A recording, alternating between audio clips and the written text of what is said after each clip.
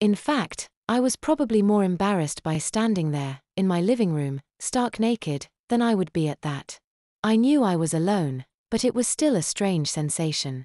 I thought about writing a note, to at least attempt to explain to my parents, or anyone who would listen, what had really happened that night. But who would believe it? I spread open the diaper, listening to it crinkle under my fingers, so thick and strange, so completely different from my regular, or formerly regular, I suppose, underwear. I sprinkled a bit of baby powder onto it, just in case it was part of their outfit, then lowered my bottom onto it. My palms started to sweat as I clumsily taped the sides up, trying to align them as best I could, which wasn't particularly well, as it turned out. Then I grabbed the onacy, pulling it over my head, lifting my bottom long enough to slip the cloth underneath. Here goes nothing, I told myself, aligning the first snap. If I had been standing, it would have been hanging well below my diaper, but I didn't think that would matter too much. The first snap closing sounded like a gunshot, and I flinched nearly as much as I would have if that had been what it was. The second was, if it was possible, even louder. My whale body was shaking by the time I reached the fifth, and final, snap.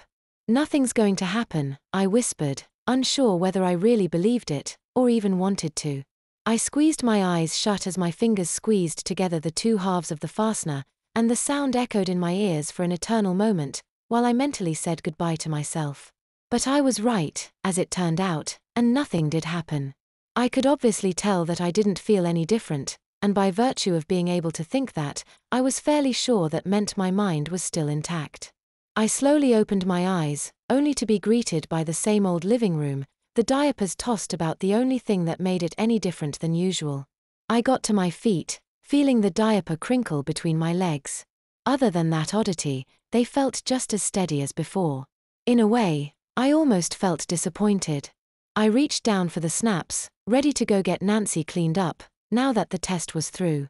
I saw something else, however, hiding beneath the bag, and I picked it up curiously. It turned out to be a pacifier. As a sudden feeling of calm washed over me, I brought it up to my lips. I could feel it. This was it, the missing piece. I stopped myself short, however, that feeling of certainty and finality changing my mind about something.